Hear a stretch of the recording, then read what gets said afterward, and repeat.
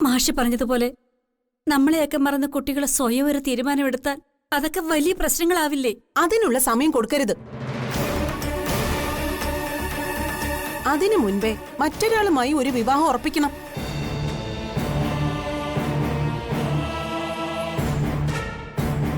വിവാഹമൊക്കെ ഉറപ്പിച്ച് അവനുമായി സംസാരിച്ച് കഴിയുമ്പോ ഇതൊക്കെ അവളുടെ മനസ്സിൽ നിന്ന് പൊയ്ക്കോളും.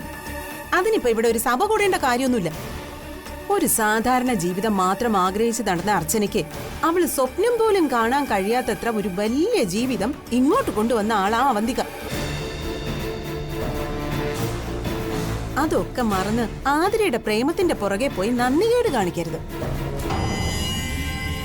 അങ്ങനെ നന്ദികേട് കാണിച്ചാലേ അവര് തിരിച്ചും കാണിക്കും. എന്റെ മൂത്ത നാത്തൂൻ പോയ പോലെ ഇവിടെ വന്ന് നിൽക്കുകയും ചെയ്യും. ഇനി ഒളിച്ചോടുന്ന കാര്യം എവിടം വരെ ഓടും? ആ സേതുമാധവൻ എന്ന മനുഷ്യൻ കണ്ണു നിറഞ്ഞ് 2 ഡയലോഗ് പറയുമ്പോ അവൻ ഇവളെയും കളഞ്ഞിട്ട് ആ കണ്ണീരിന്റെ പുറകെ പോവും. 1-ാം കെട്ടുകാരേക്കാൾ പാടാ പിന്നെ 2-ാം കെട്ടുകാരെ കണ്ടുപിടിക്കും. അതുകൊണ്ട് ആര് പറഞ്ഞാലാ കേൾക്കുന്നേന്ന് വെച്ചാ അവളോട് പറഞ്ഞ് മനസ്സിലാക്ക്. ഓഫ്, അവളുടെ ഒരു മുടിഞ്ഞ പ്രേമം കാരണം ബാക്കിയുള്ളവരൊന്നും സ്വസ്ഥമായിട്ട് ഉറങ്ങിയിട്ട് കുറെ കാലമായി.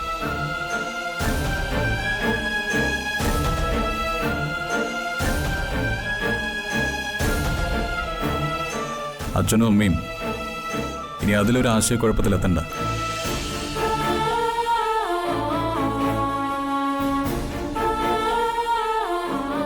അവർക്ക് നമ്മുടെ ആതിരയെ വേണ്ടെങ്കിൽ നമുക്കും വേണ്ട. പറഞ്ഞാ മനസ്സിലാവാതിരിക്കാൻ അവൾക്ക് 5 വയസ്സല്ലല്ലോ പ്രായം. അവളെ ഞാൻ പറഞ്ഞ് മനസ്സിലാക്കിക്കോളാം. പിന്നെ ഇതിന്റെ പേരിൽ അവരുടെ ഒരു സഹായം ഇങ്ങോട്ട് വേണ്ട. അവളെ ഇഷ്ടമില്ലാത്ത ഒരിടത്തേക്കും നമ്മൾ അവളെ പറഞ്ഞു വിടുന്നുമില്ല. അത്രേ ഉള്ളൂ. അതിന്റെ പേരിൽ ആതിരയെ ഇനി ആരും ശല്യം ചെയ്യണ്ട. എന്ത് കടപ്പാടിന്റെ പേരിലായാലും എന്റെ അനിയത്തിയുടെ ജീവിതം വെച്ച് ആരും പന്താടണ്ട. അവളെ അങ്ങോട്ടും ഇങ്ങോട്ടും പിടിച്ചു വലിക്കാനായിട്ട് ഞാൻ വിട്ടു തരികയില്ല.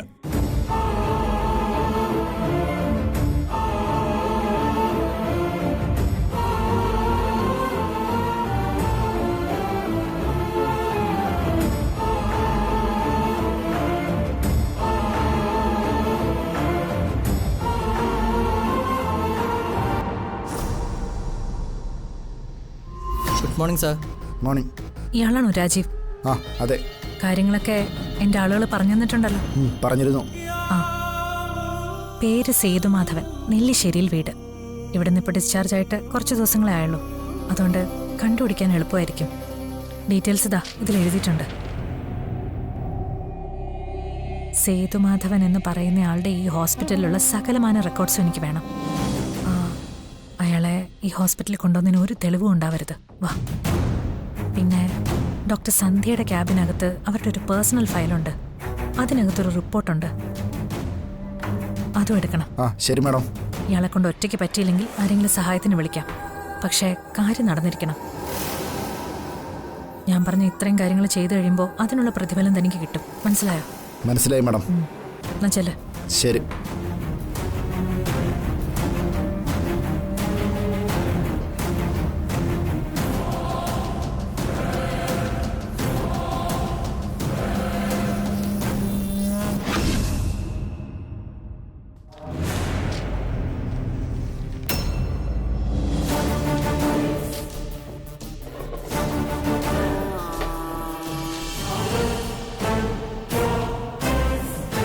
ഹലോ.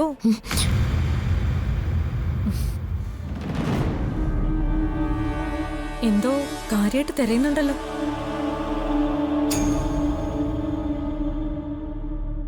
ഇതാണോ?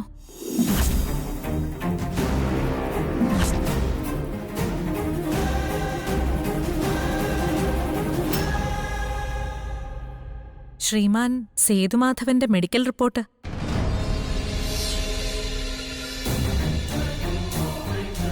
ഞാനാണിതിന് പിന്നിലെന്ന് തെളിയിക്കാൻ നീ സൂക്ഷിച്ചു വെച്ചിരുന്ന അതേ റിപ്പോർട്ട്.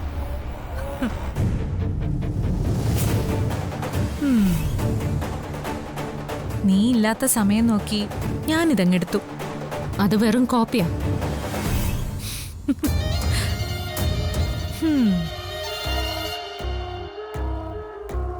അതിന്റെ ഒറിജിനൽ ഡോക്ടർ സന്ധ്യയുടെ കയ്യില് ഭദ്രമായി തന്നെ ഉണ്ട്.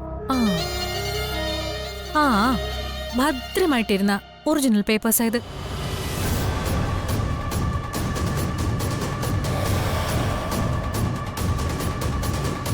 എന്നെ ഈ വീടിന് പുറത്താക്കാനും ജയിലിലാക്കാനും ജീവിതാവസാനം വരെ ബ്ലാക്ക്മെയിൽ ചെയ്യാനും നീ കരുതിയ എല്ലാം ദേ എന്റെ കയ്യിലുണ്ട്.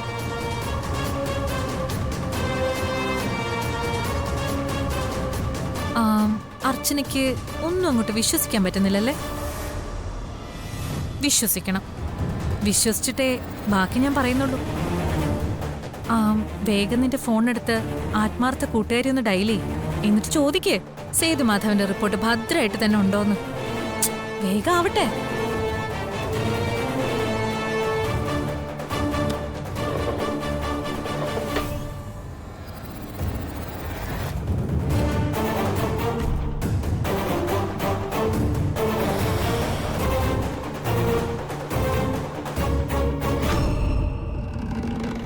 ഹലോ അർച്ചന. ആ ഡോക്ടർ, അച്ഛൻ്റെ റിപ്പോർട്ടെല്ലാം ഡോക്ടറുടെ കയ്യിൽ തന്നെ ഉണ്ടോ? അത് അർച്ചന, ഞാൻ തന്നെ അങ്ങോട്ട് വിളിക്കാൻ തുടങ്ങുമായിരുന്നു. എന്റെ പേഴ്സണൽ ഫയലിൽ നിന്നും ആരും അതെടുത്ത് മാറ്റി.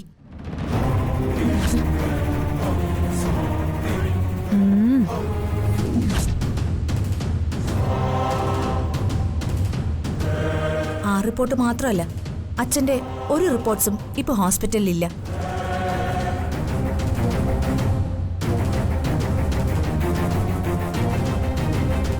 അല്ല, അത് താനെങ്ങനെ അറിഞ്ഞു?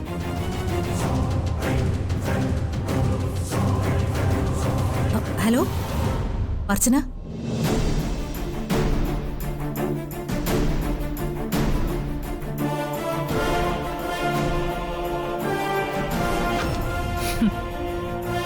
ഇപ്പൊ വിശ്വാസമായോ അർച്ചനയ്ക്ക്? ഇതൊക്കെ ചെയ്തത് ഞാനാണെന്ന് സ്ഥാപിക്കാനുള്ള മുഴുവൻ തെളിവുകളും ഇനി ഓർമ്മകൾ മാത്രം.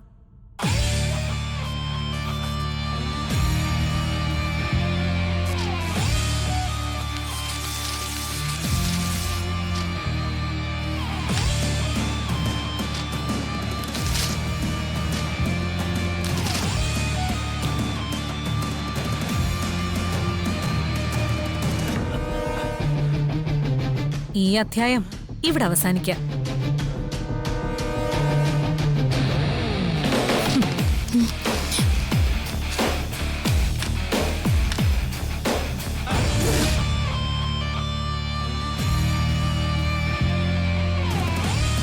തെളിവുകളില്ലാത്ത കാലത്തോളം ഇനി ഒന്നും ചെയ്യാനില്ല ആർക്കും.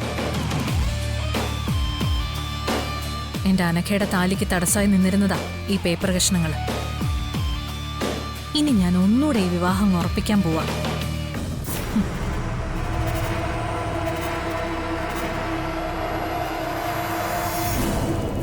ഉറപ്പിച്ച മുഹൂർത്തത്തില് അത് നടക്കുകയും ചെയ്യും.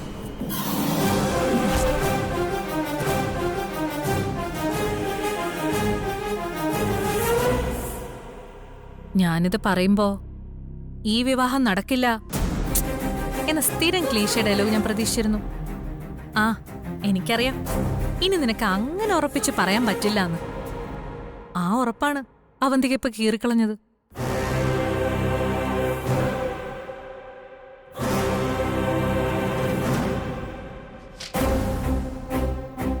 നീ ഇങ്ങനെ തല കുനിച്ച് എന്റെ മുമ്പിൽ നിൽക്കുന്നത് കാണുമ്പോ പറഞ്ഞറിയിക്കാൻ പറ്റാത്തൊരു സന്തോഷം എനിക്ക്.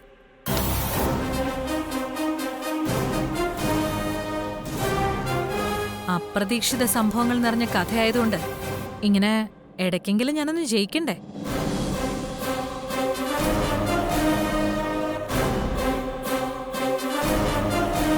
നിന്റെ പഞ്ച് ഡയലോഗില് നീ കൈയടി വാങ്ങുമ്പോ ഞാനും ഒന്നിനും മോശമല്ലാന്ന് തെളിയിക്കണ്ടേ എനിക്ക്?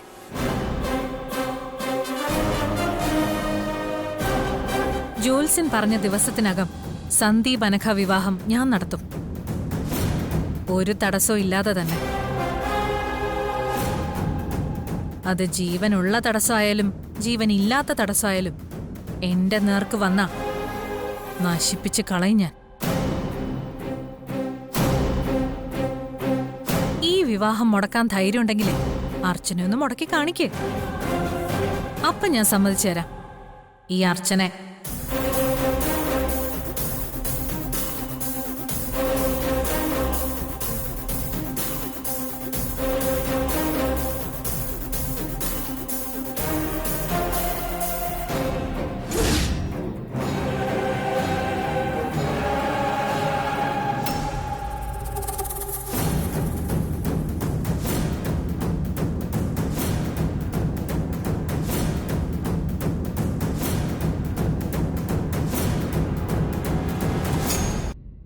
ഹേയ്, അങ്ങനെ വിവാഹം കഴിക്കാനുള്ള പ്ലാനൊന്നും ഇല്ലായിരുന്നടാ. വീട്ടിൽ പെട്ടെന്ന് ആലോചിച്ചപ്പോ ഒന്നും ചെയ്യാൻ പറ്റാതായിപ്പോയി. ആ, ഒന്നാമത് ഒരു തരത്തിലും എനിക്ക് യോജിക്കാൻ പറ്റാത്തൊരു വിവാഹമായിരുന്നു അത്. അച്ഛനോർത്ത് ഒന്നും പറയാനും പറ്റിയില്ല. പിന്നെ ഇത് മുടങ്ങുന്നൊരു വിശ്വാസം ഉണ്ടായിരുന്നോണ്ടാ ഞാൻ എല്ലാത്തിനും തയ്യാറായത്. ആ, നീ സമയം കിട്ടുമ്പോഴൊക്കെ വിളിക്കും. എന്റെ ആതിരയുടെ വിവാഹത്തിന് നിന്നെ ഉറപ്പായി ഞാൻ വിളിക്കും. നീ വരെയും വേണം. ശരിടാ.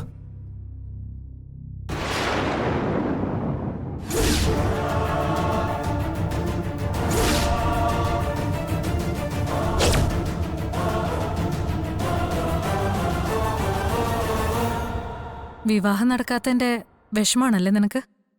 എടുത്തി ഞാൻ അത് എടുത്തി എന്താ കേട്ടത്? നിന്റെ വിവാഹത്തിന് നീ ആരോ ക്ഷണിക്കുന്ന മാത്രമേ കേട്ടുള്ളൂ.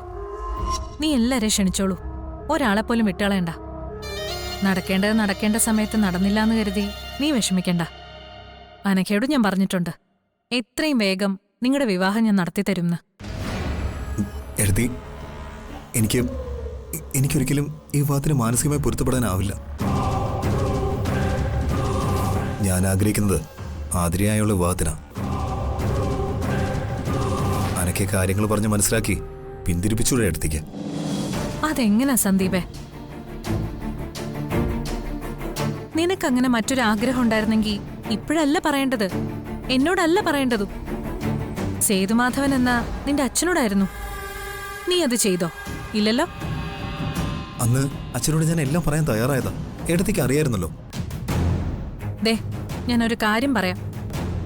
നിന്റെ മനസ്സിലുള്ള വേണ്ടാത്ത തോന്നലുകളൊക്കെ മാറ്റി വെച്ചിട്ട് എന്റെ അനഘയും കെട്ടി അവളുടെ കാര്യവും നോക്കി ജീവിക്കാൻ നോക്ക്. അതിനിടയില് ആതിര എന്നൊരു പേര് പോലും മനസ്സിലുണ്ടാവരുത്. നീ ഈ വീട്ടിലെ ഒരാളായതുകൊണ്ടാ, നന്ദേട്ടന്റെ അനിയനായതുകൊണ്ടാ അനഘ ഇങ്ങനെ ഒരു ആഗ്രഹം പറഞ്ഞപ്പോ ഞാൻ എതിർപ്പ് പറയാതിരുന്നത്. എല്ലാരും കൂടെ അവക്ക് ആശ കൊടുത്തു. ഇനി അത് നടത്തിക്കൊടുക്കേണ്ട ബാധ്യതയുണ്ട് എനിക്ക്. അനഘയ്ക്ക് നീ എന്ന് പറഞ്ഞ ജീവനാ. ആ അവളുടെ ഇഷ്ടം നീ കണ്ടില്ലെന്ന് നടിക്കുന്നത് കഷ്ടമാ. ഇല്ല, എന്റെ അനക്കയുടെ വിവാഹം ഒരിക്കലും നടക്കാൻ പോകുന്നില്ല.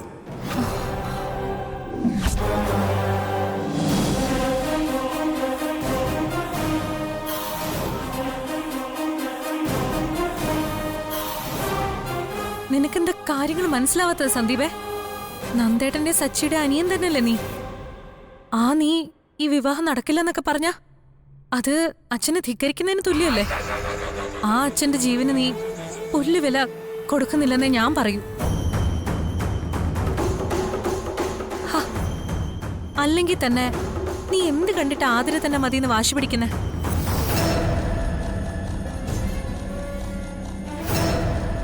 കാൽ കാശിന് വകയില്ലാത്ത ആ വീട്ടിലേക്ക് നീ കയറി ചെന്നിട്ട് നിനക്കൊന്നും നേടാനില്ല. അനഘയുടെ മനസ്സ് നിറയെ നീയാ. സൗകര്യം പോലെ നിന്നെ വേണം വേണ്ടാന്ന് സ്ഥിരതയില്ലാതെ ഓരോന്ന് മാറ്റി പറയുന്ന ആതിരേക്കാളും എന്തുകൊണ്ടും നിനക്ക് നല്ലത് അനഘ തന്നെയാ.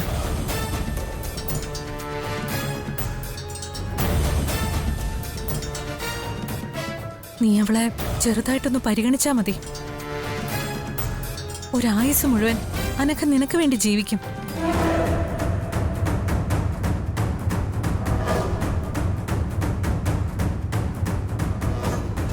അങ്ങനെയുള്ള എന്റെ അനിയത്തെ കളഞ്ഞിട്ട് നീ ആതിരയെന്നല്ല ആരുടെ പുറകെ പോയാലും നിനക്ക് സന്തോഷമുള്ളൊരു ജീവിതം കിട്ടില്ല. അനഘയുടെ ശാപം നിന്റെ ജീവിതാവസാനം വരെ നിന്നെ പിന്തുടരുകയും ചെയ്യും. നാളെ ഒരു സമയം നിനക്ക് തന്നെ തോന്നും ഈ ഏട്ടത്തി പറഞ്ഞാൽ ശരിയെന്ന്. പക്ഷേ അത് നിനക്ക് ബോധ്യാവുമ്പോ അനഘ പോലും നിന്റെ ഒപ്പം ഉണ്ടാവില്ല. അനഘ മാത്രമല്ല, നിനക്ക് ധൈര്യം തന്ന് നിരാശയിലേക്ക് തള്ളിവിടാൻ പോകുന്ന നിന്റെ അർച്ചനയിടത്തി അടക്കം. നിന്നോട് അർച്ചന ആതിരയ്ക്ക് അനുകൂലമായിട്ട് സംസാരിക്കുന്നുണ്ടെന്നൊക്കെ എനിക്കറിയാം. ആ അർച്ചന പോലും നിന്റെ വിധി എന്നൊക്കെ പറഞ്ഞ് സമാധാനിപ്പിക്കുകയുള്ളൂ.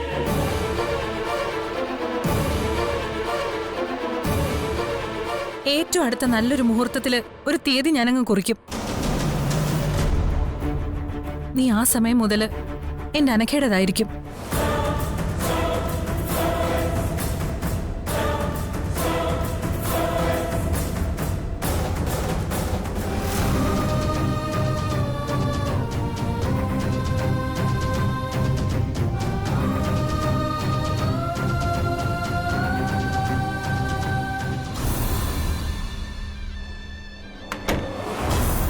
ഹലോ,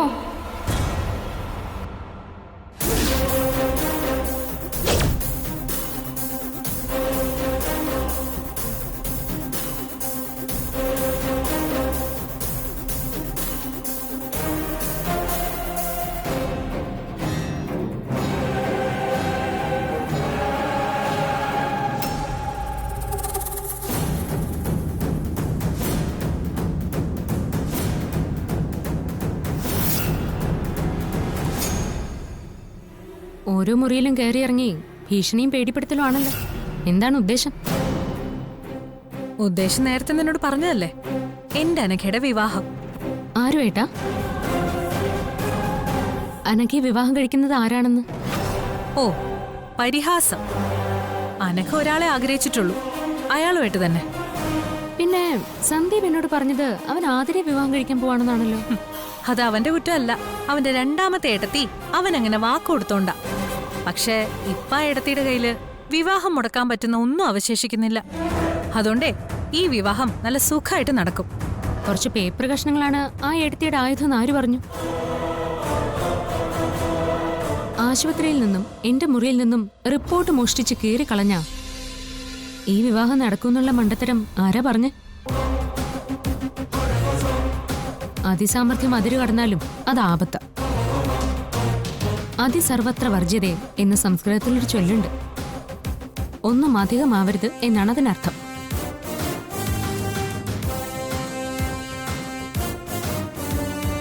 ആദ്യം വിവാഹം നടത്താൻ കൊലപാതക ശ്രമം, ഇപ്പതാ മോഷണം. ഇതിൽ കൂടുതലൊന്നും ഞാൻ പ്രതീക്ഷിക്കുന്നില്ല. എന്നിരുന്നാലും വ്യക്തിത്വം എന്ന് പറയുന്ന ഒന്നുണ്ടല്ലോ, അത് പണയം വെച്ചാ നിങ്ങൾ ഈ കളിക്കുന്നത്. ലക്ഷ്യം വലുതാവുമ്പോ വ്യക്തിത്വം മറന്നു വരും. കൊലപാതകമായാലും മോഷണമായാലും പിടിച്ചുപറിയായാലും ലക്ഷ്യമാണ് പ്രധാനം. ലക്ഷ്യം മുൻകൂട്ടി കണ്ട് കാര്യങ്ങൾ ചെയ്യുക. സന്ദീപ് അനഘ വിവാഹത്തിന് ഞാൻ വർഷങ്ങൾക്ക് മുൻപേ കരുക്കൾ നീക്കി തുടങ്ങിയതാ. അതുകൊണ്ട് തന്നെയാ ഹോസ്റ്റലിലൊന്നും ആക്കാതെ അനഘയെ ഞാൻ ഇവിടെ എന്റെ ഒപ്പം നിർത്തിയത്. അല്ലാതെ നിന്നെപ്പോലെ അനിയത്തിക്ക് വേണ്ടി ഒരു സുപ്രഭാതത്തി പൊട്ടിമുളച്ചതിനു വേണ്ടി ഇറങ്ങി തിരിച്ചതല്ല.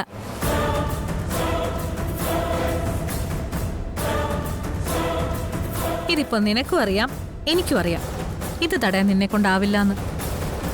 അപ്പൊ നീ വാശിയൊക്കെ കളഞ്ഞ് നല്ലൊരു ചായ ഇട്ടോണ്ട് വാ. ഓരോരുത്തർക്ക് ഓരോന്ന് പറഞ്ഞിട്ടുണ്ട് അർച്ചന. ആ പറഞ്ഞതിന് മുകളിൽ കയറി ചെയ്യാൻ തുടങ്ങുമ്പോഴാ പ്രശ്നം. നിങ്ങൾ ഇനി എത്ര മുഹൂർത്തം നോക്കിയിട്ടും കാര്യമില്ല. അങ്ങനെ ഞാൻ ഉറപ്പോടെ പറയാൻ കാരണം ഞാനും ഡോക്ടർ സന്ദീപ്, അബ്ദുൽ ഖാദർ സാറും ഒക്കെ ജീവിച്ചിരിക്കുന്നു എന്നതുകൊണ്ട് തന്നെയാണ്. കേവലം റിപ്പോർട്ട് മാത്രമേ നശിപ്പിക്കാൻ നിങ്ങൾക്ക് കഴിഞ്ഞിട്ടുള്ളൂ. ജീവനുള്ള തെളിവുകൾ വേറെയുണ്ട്. ഇനി എന്റെ സ്ഥിരം ക്ലീശേ ഡയലോഗ് ഒന്നുകൂടി പറയാം. ഈ വിവാഹം നടക്കില്ല.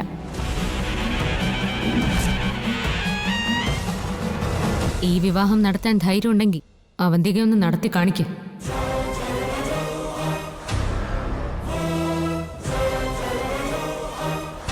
ഈ വിവാഹം മുടക്കാൻ ധൈര്യമുണ്ടെങ്കിലേ അർച്ചനയൊന്ന് മുടക്കി കാണിക്കേ. അപ്പൊ ഞാൻ സമ്മതിച്ചു തരാം ഈ അർച്ചനെ. അപ്പൊ ഞാൻ സമ്മതിച്ചു തരാം അവന്തികയെ.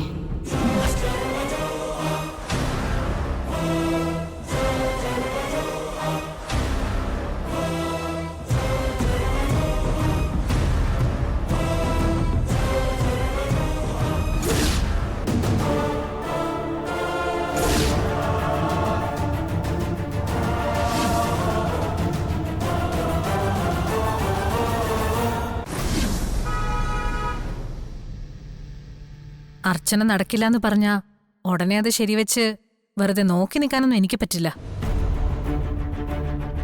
ഞാൻ പറഞ്ഞത് വല്ലതും കേട്ടോ? അയ്യോ. ആ നോക്കി നിക്കണ്ടെന്നല്ലേ? സാരി നോക്കി നിൽക്കണ്ടെന്നല്ല ഞാൻ പറഞ്ഞത്. ആ എനിക്ക് മനസ്സിലായി.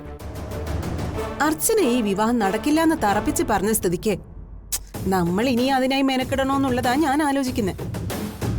നീ അർച്ചനയ്ക്ക് സ്തുതി പാടുന്നത് കേൾക്കാനല്ല നിന്നെ ഞാൻ വിളിച്ചു വരുത്തിയത്. ഒരു തവണ മുടങ്ങിപ്പോയ എന്റെ അനഘയുടെ കല്യാണം വീണ്ടും നടത്തുന്നതിനെ കുറിച്ച് സംസാരിക്കാനാ. അതെനിക്ക് മനസ്സിലായി. അർച്ചനെ അത്രയ്ക്കങ്ങ് നിസ്സാരമായി കാണരുതെന്ന് ഞാനൊരു മുന്നറിയിപ്പ് തന്നേ ഉള്ളൂ. കാണാൻ നരന്തിനെ പോലെ ആണെങ്കിലും ഒരു കാര്യത്തിന് വാശി പിടിച്ച് അവൾ പിടിച്ചടം കൊണ്ടേ പോകും. എങ്കി ഇപ്പോ അവളുടെ വാശി അത്ര നല്ലതിനല്ല. സന്ദീപിന്റെ കാര്യത്തില് അവളേക്കാ വാശി എനിക്ക്. ശു, അനഘ ബോധം കെട്ട് വീഴാതിരുന്നെങ്കിൽ അന്ന് എല്ലാത്തിനും ഒരു തീരുമാനമായേനെ.